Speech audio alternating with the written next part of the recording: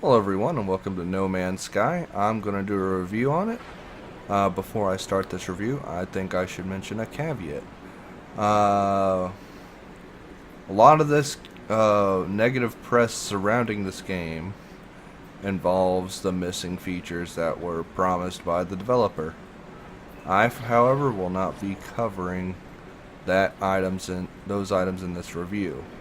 However, I would be remiss if I did not mention the fact that there was a ton and a ton of missing features that were promised that are not in the game, such as multiplayer and epic space battles. I, however, was not flinched by the fact that these features were missing, because I consider myself to have my ear relatively towards the ground in video games, and if all the features that they said were inside the game, this No Man's Sky would have quite literally been the best, well, I wouldn't say the best, the most technologically advanced video game that there ever was. And the fact that it isn't is living proof. And I just don't think that, a small indie development team could make this, game to beat all other games. So whenever all these features were no longer in the game, I can't say I wasn't surprised. But I'm not going to be covering that in this review. I'm going to be covering what is simply right in front of me, and spoiler, what's right in front of me isn't very good.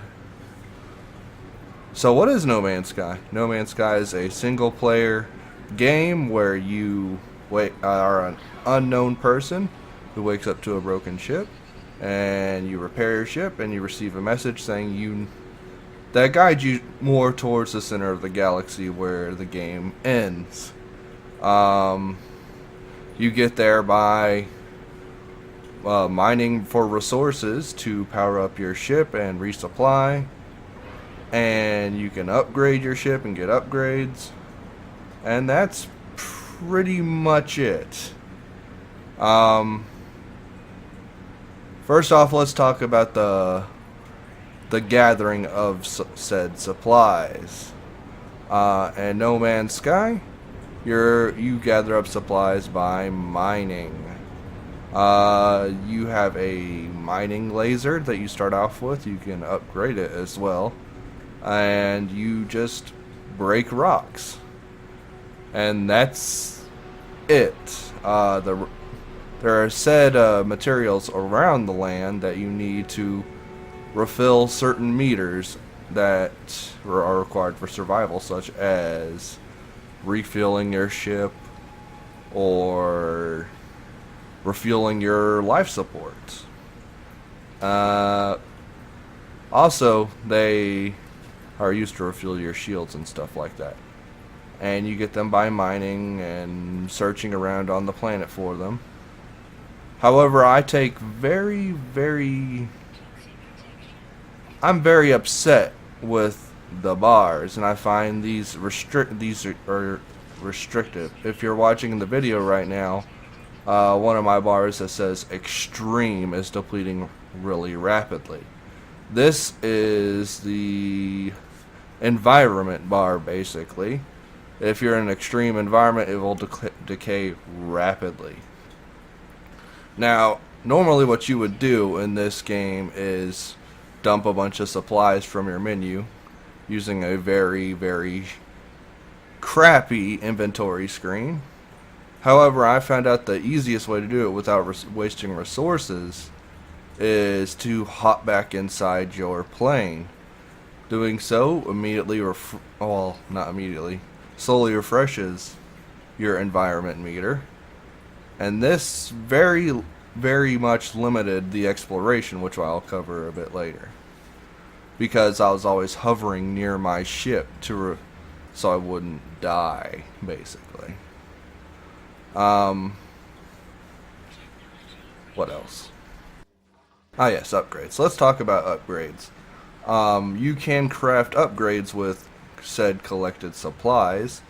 Um, I take very much ire with said upgrades because not only are they kind of expensive and you have to discover them, but they take up an inventory space, and your inventory space in this game is extremely limited.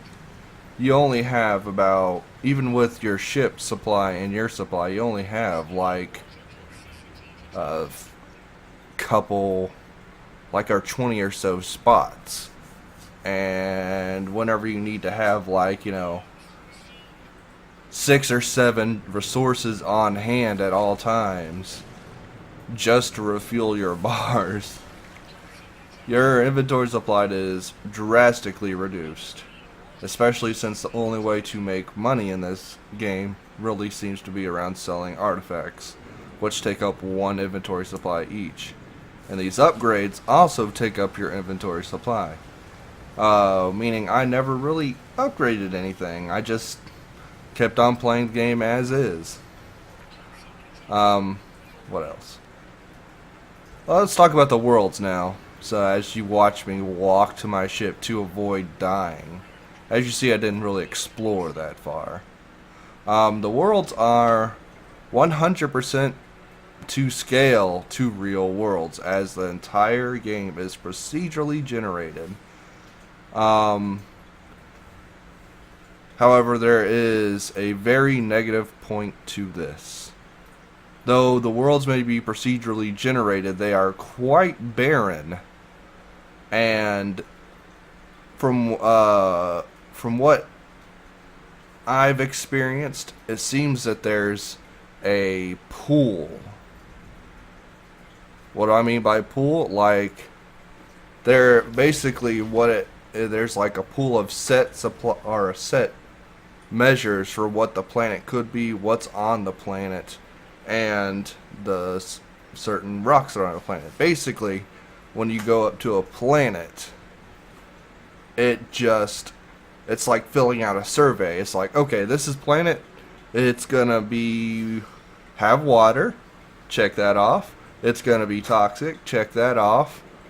And it goes through each one of these. There's like 4 or 5 different choices, and that just creates the planet. And it really doesn't leave much to the imagination.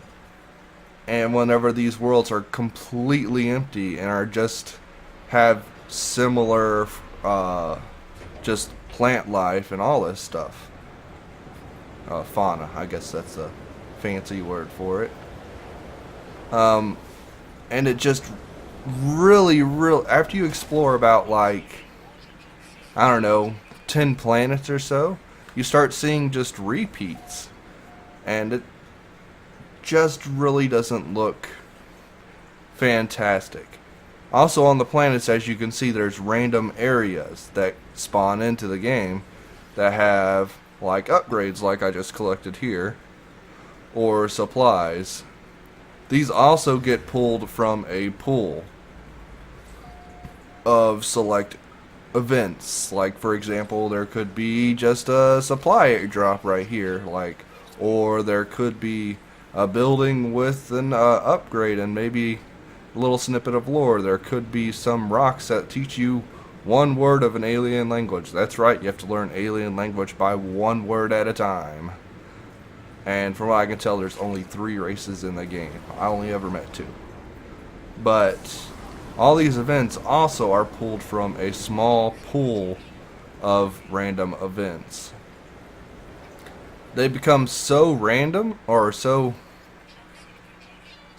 I guess you could say repetitive, that I knew exactly what I wanted. Like, for example, to upgrade your backpack, you go to this one area that looks like a Foot Locker, and you go in there and you dump a bunch of credits, and that's what you get is inventory slots. And so I farmed for areas that look just like that to get inventory slots. As you can see, I've only really been exploring, about 2 or 3 minutes because I'm dying, which really, like I said earlier, really limits your exploration. Another thing that's talked about that's procedurally generated, as you can see right here, is the wildlife. The wildlife is unique to each planet, and you can also scan such fauna and fish and animals, and you can rename them. Renaming them and sending them to the server gives you a little bit of money, and also if the player happens to discover one of the billionth of each planets and fish you renamed, they'll see it, which leads to some very funny names. I don't know if you saw earlier in the video, I renamed my planet Damn Cold. It's not this one, but it was a planet that basically had extreme frozen weather. But once again, the procedural generation kills this wildlife and this fauna, as once again things are pulled from a pool, a small pool of stuff. It's like basically it's like the spore generator thing. It's like, okay, we're gonna have the body of a crab, a head of a gazelle, and then we're gonna smash these two things together, and then we're gonna contort each limbs and all this stuff to make some individual unique animal. And you just start seeing repeats of these animals. And this really kills the vibe of the game. If you want to know, if you want an example of how just minor or just how small this pool of animals is, if you play the game and you've encountered a crab-like creature, they are always aggressive. Why? Because the pool that they have that includes crabs are always aggressive to you. Speaking of aggression, well, let's talk about the combat in the game. The combat is extremely basic. There's only one real enemy in the game, and that's these sentinels, and occasionally you'll come across some very irate animals if you get near them. But the sentinels will just randomly attack you at will whenever you're mining planets for sources. And they are these tiny flying robots, and they are very lame. And they just sort of shoot you if they catch you destroying the planet, because reasons. They don't really ever tell you why. But they always are just these little robots that fly around, and it's not fun to engage them. There's no real rewards or really any deep, profound rewards for killing them. They're just there just to be in your way for no reason, and I just find them shallow. I think that's really all you can really say about the world exploring. Let's talk about spaceships now.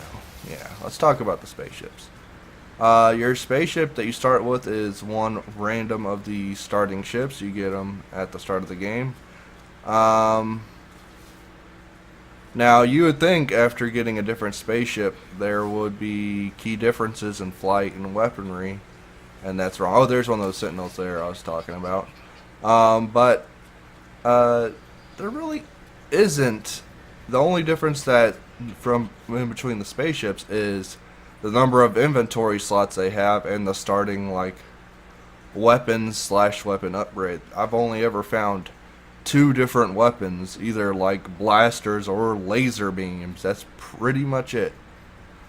And the combat is, oh boy, combat is not fun. You can occasionally encounter space pirates that will try to kill you and steal your goods. If you saw at the start of the video, I went to reclaim my dead supplies as they had killed me. Because the combat's so boring and bad. The combat's so bad that to restore your shields, you have to open up a flippin' menu and recharge your shields, much like you see me recharge my gun and all this stuff in the game while in combat. You'll only ever get attacked by space pirates. There are some capital ships which I think you can attack. I just never did because I never saw the flippin' point. In your spaceship, whenever you land and take off from the planet, it is kinda 1-to-1. You can just, just fly straight out. Oh, sorry, I hit my mic there. And just land back in. And that's pretty cool the first time you do it, but, afterwards you're just kind of just like, It's kind of annoying, too, because, like, whenever you get towards, like, a certain part of the planet, you can no longer use your pulse drive, which is like your super fast travel. And that's the best way to get around. That's probably, like, the most impressive thing I've seen, honestly, is the landing on the planet and stuff. There is alien races you can encounter in this game, although they are very, very, very just like shallow and unimportant. You'll find them always in the sitting down position at a chair, and if you talk to them and do the right thing based on your knowledge of the alien language, they'll give you some supplies or some upgrade, and that's literally it. That is your encounter with the alien species. And that being said, that's really all you do in No Man's Sky.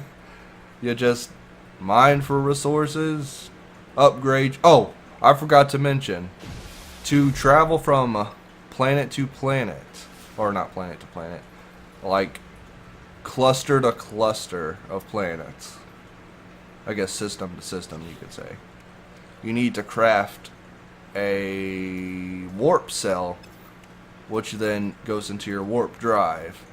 As you can see, I'm trying to build one here. You need to make one thing. You have to buy a mat, and then upgrade it, and then upgrade it again, and then upgrade it again, and then finally you can dump it into your warp cell, or your warp drive, which is insanely annoying and takes a long time, and it's probably my least favorite thing about this video game. It's purposely drawn out. Anyways, but that's really all you do in No Man's Sky.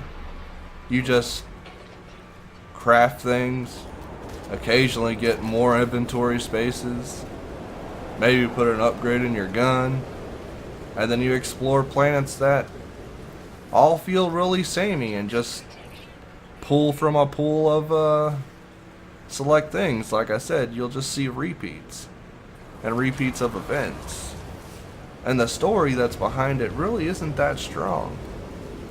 And the ending, which I won't spoil for you, I could say there's nothing really good at the ending.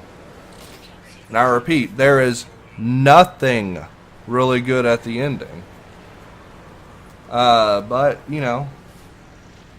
that's No Man's Sky. I can't believe I paid $60 for this piece of shit.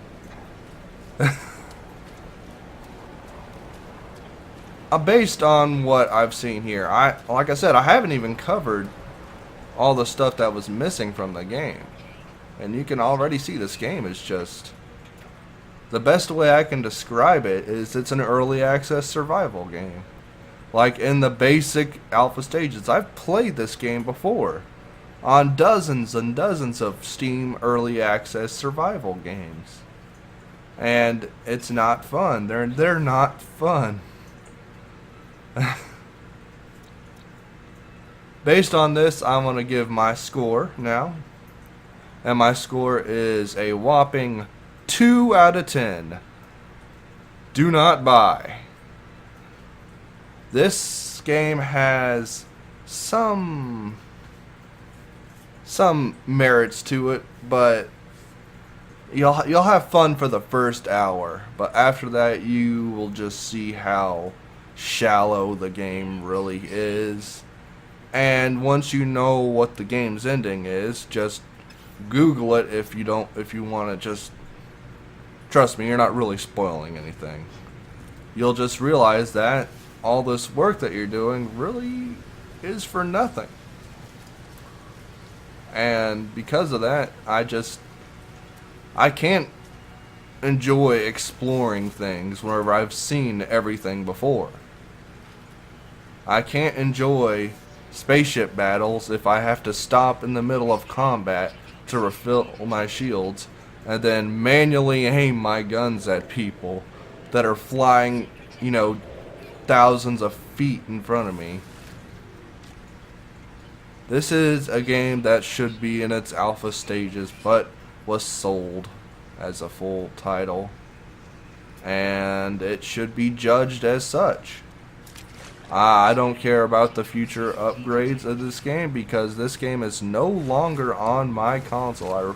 I record this from my PS4. If you're wondering why the graphics look so terrible and the frame rate is so terrible, that's why. They aren't that much better on the PC because the PC thing was broken. I really got screwed on this one. Yeah, this is what story there is right here. You're seeing in the thing. Yeah, ooh, seek help with language. I learned a word. Yay. That's basically what No Man's Sky is. That's basically, in the game you get milestones, which are just like, you did it! And that's how I feel about No Man's Sky. As it's like, yay, I did things. Anyways, guys, that is my review of No Man's Sky. Thank you for watching. I love you guys, and I'll see you in the next video. Love you. Bye-bye.